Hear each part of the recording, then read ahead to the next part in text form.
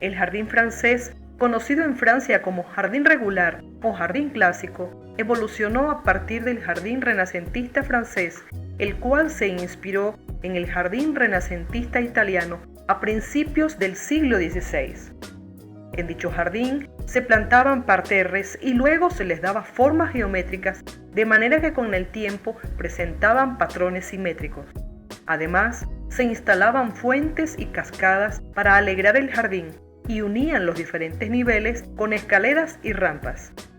Laberintos y estatuas eran añadidos para rendir homenaje a la antigua Roma y a sus virtudes. En 1495, el rey Carlos VIII contrató los servicios de artesanos italianos y diseñadores de jardines como Pacello da Marcogliano para que construyeran uno en su residencia en el Château de Amboise y en el castillo de Gillard. Su sucesor, Enrique II, quien durante su viaje a Italia conoció a Leonardo da Vinci, creó otro jardín italiano en las cercanías del Château de Blois. A partir de 1528 se fueron creando nuevos jardines al estilo italiano, pero con fuertes influencias del rey Francisco I, quien dispuso fuentes, parterres y un bosque de pinos traídos desde la Provenza.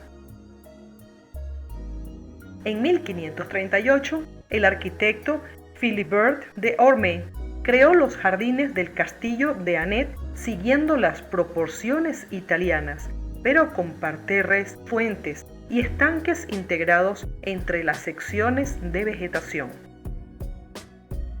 El primer jardín francés importante fue creado por Nicolas Fouquet, quien fue superintendente de finanzas de Luis XIV a partir de 1656.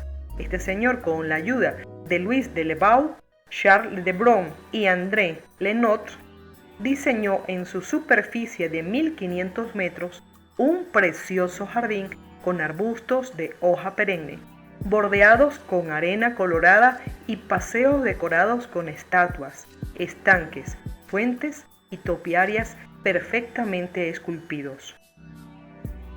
Los jardines de Versalles son uno de los más conocidos de Francia y del mundo.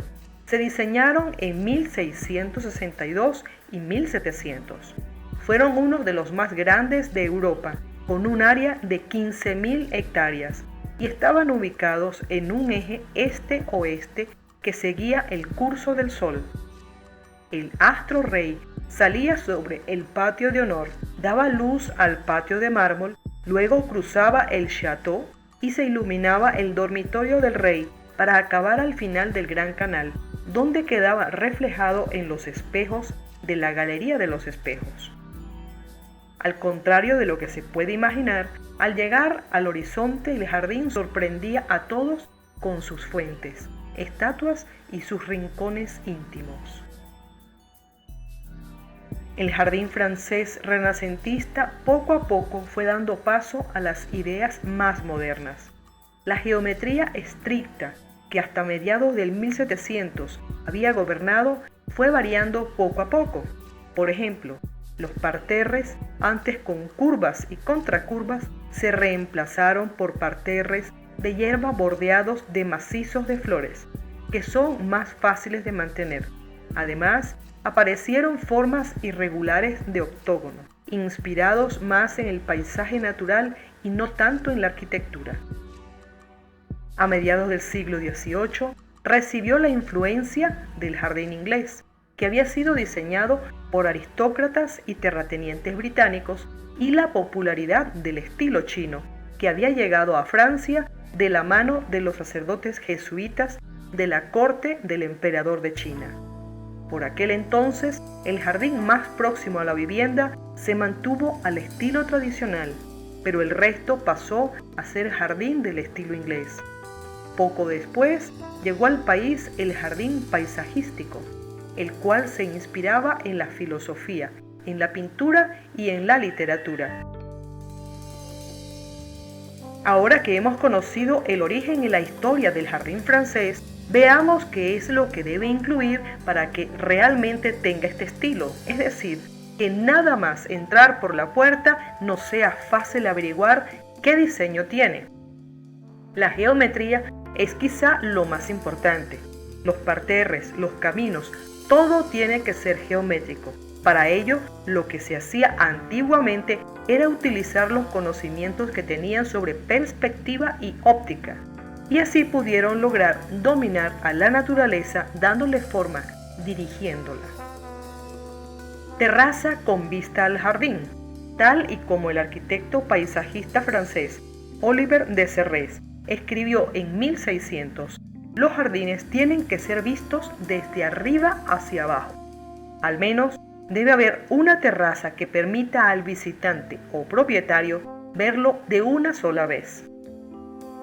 La residencia como punto central.